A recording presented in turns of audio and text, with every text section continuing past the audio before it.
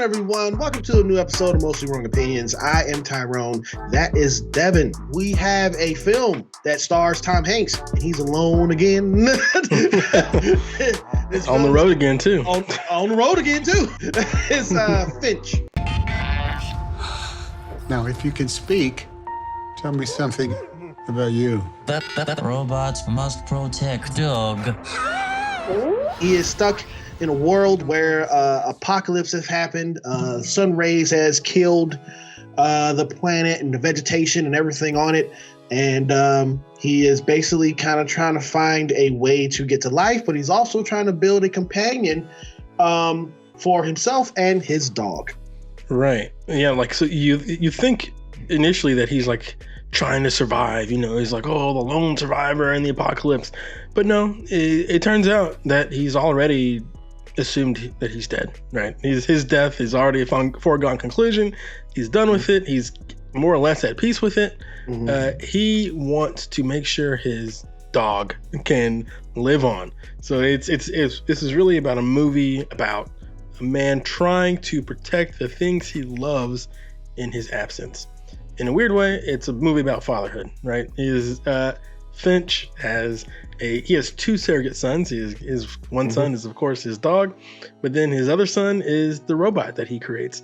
And he creates this robot in order to, like I said, to pass down and protect his dog son. So it's a very cute movie.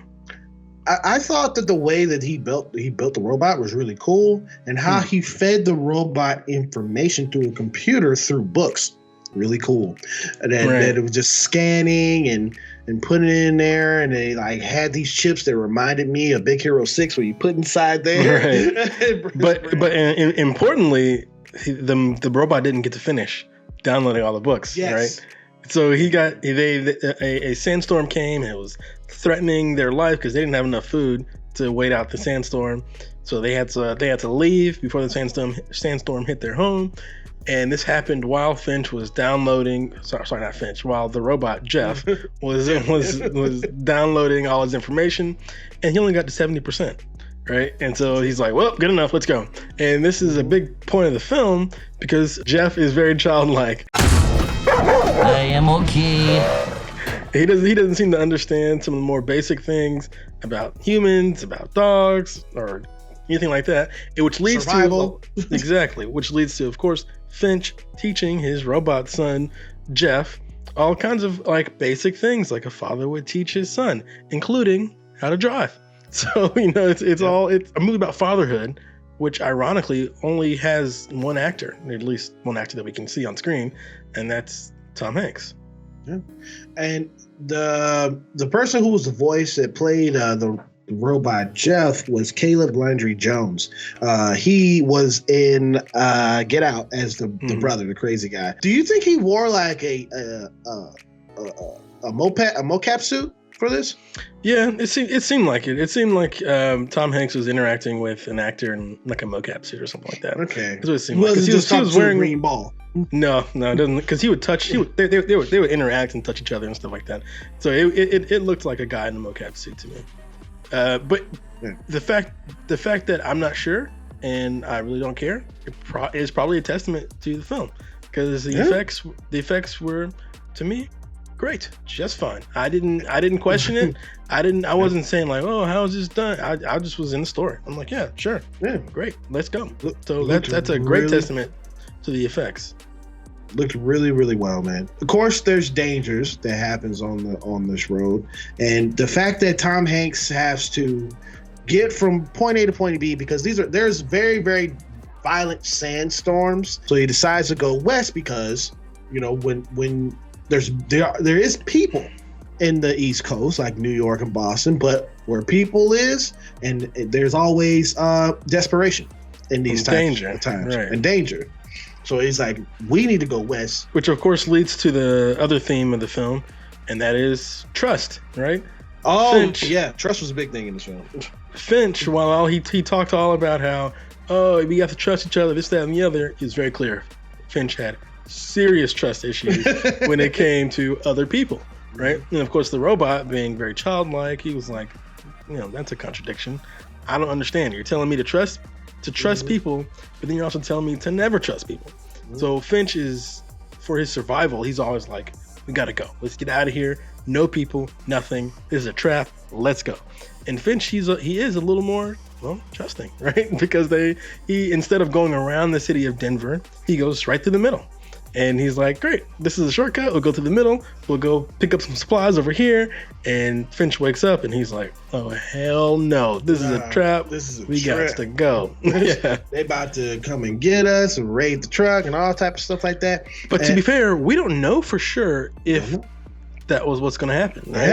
Yeah. So I like that. Yeah. They seem to be chasing them. But, you know, there's nothing really in the place to make you think that they're like openly hostile. There's a bear trap to protect their food, but there's nothing in there to make you think that they're gonna like start shooting, because they never really did. So we don't know, right? Right. But since the movie takes place from Finch's point of view, they look terrifying. They look scary, and you're like praying for that they escape and they hide from these guys that are chasing them down the street. Maybe the dog is very important because the dog has to trust Jeff, the robot. And Jeff kept saying, he doesn't like me. He doesn't like me. He hates me. Right. You know? And and Tom Hanks, you just gotta get him to trust you. And you know, I'm not doing Tom Hanks' voice, but that wasn't bad. That wasn't bad. By the end of this film, he doesn't have a choice at all, really, because it's you know, I'm not gonna spoil anything for people, you know, for who want to see this film. Finch has prepared everything. Okay, in the means of his absence at any time, because there was a point where the robot had to feed the dog, and the robot has a can opener installed on him, magnetically too. Right. I was like, yo, yeah, he was clearly made to take care of that dog. I want to ask you, like, in the end, Jeff decides to head off to this community, and that's where the movie ends. And of course, that's not something Finch would have ever wanted to do. No. And I understand that thematically, it's like, okay, Jeff is more trusting, and he trusts that this community won't, you know, destroy him. Destroy him. Use it for scraps. Yeah, I was kind of wondering what you thought about that, because I was like, oh man, Finch would hate this. And then the movie ends. When it comes to that bridge and those postcards, those are all people who is like they felt like they were lost. And they found themselves in a community to where fellow survivors. Yeah, fellow survivors. You know, they're not out there in the wilds trying to fend for themselves. And I guess I would think that Jeff would see that as something that's comfort, to where, you know, it's like, I can trust these type of people because they're a community. I was wondering, like, if maybe that ending meant that, you know, the son was better than the father, right? That he learned that trust lesson better than Finch ever did, you know. So maybe he will go off to be safe, something that apparently Finch could have done at any point, right? But he didn't. He just stayed in his hole in Missouri because he, out of mostly fear and distrust for his surrogate robot son, you know, maybe learned better. Maybe he improved. He won't make the same mistakes that Finch did. Maybe, man. That's kind of how I read it. That's how I read it too, because that also goes back to the negative put that Finch's father had on him, to where he didn't have trust in certain things. Right. He had an absent father. Yeah. And if you're absent, that means you don't trust yourself. You don't trust the things around you. There's a lot of things that you don't see, and you're not trusting. You don't have faith. And Jeff had faith. Right. So we're piecing this stuff together for you people. But, I mean, it's not subtle. You know what I'm saying? This movie is not. It's pretty. Again, it's really only one actor's face that you see in this whole movie. So, you know, it's very simple. But I thought it was pretty effective. So, you know, it wasn't a bad film. Yeah. But and it's a really good film, I think, to watch at home. I think it's a perfect Apple TV film. Like I said, these like mid-budget films, they don't really get like a lot of play, but on Apple TV, it can. So it's great. So we're gonna give our rating now. It was competently made. Great, really good special effects, man. I mean, yeah, they're great. I was like, that robot looks really real. But and a good heartwarming story by the end. that teaches life lessons about, you have to live your life even through the most tumultuous times. Mm-hmm. And I'm going to give this film a 7 out of 10. Yep, great. I'm going to give this one a 6.5. I thought it was a really good movie. It kind of reminded me of Chappie. Do you remember that movie back in the day? I was saying that too throughout the film. It's like a better it's like a better version of Chappie. I thought Chappie was absolute dog shit. Yeah. so I feel like this is the movie that oh man, I forgot the director's name. He was so hot back in the day, man. Oh yeah, you're right. He did District 9 too. Yeah, he was like on fire back in the day. Then he just burned out with Chappie. Mm-hmm. But I feel like this is the movie he was trying to make. He was trying to make Finch, but unfortunately he made Chappie. I was saying that too when I got done. I was like, man, that Chappie character, Jeff character. Yeah, exactly. Which is why I think I want to call Jeff Finch, because I feel like he should have a funkier name, like a weirder name, Yeah. But nope, it's just old Jeff.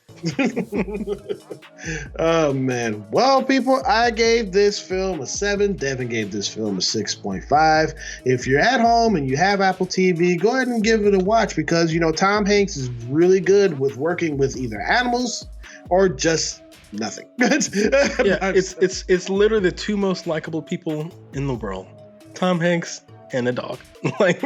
And that is our review for Finch. I believe in you, Finch.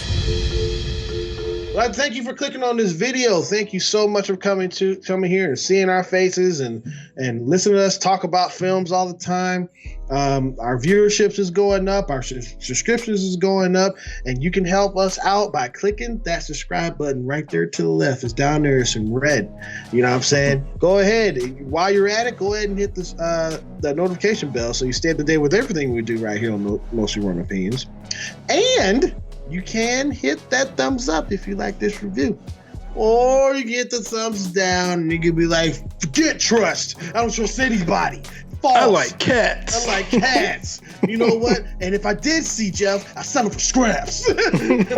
Bars. Cats, scraps. No, I got it. Whatever it is your opinion. But just remember one thing. It is mostly wrong. See you guys in another video.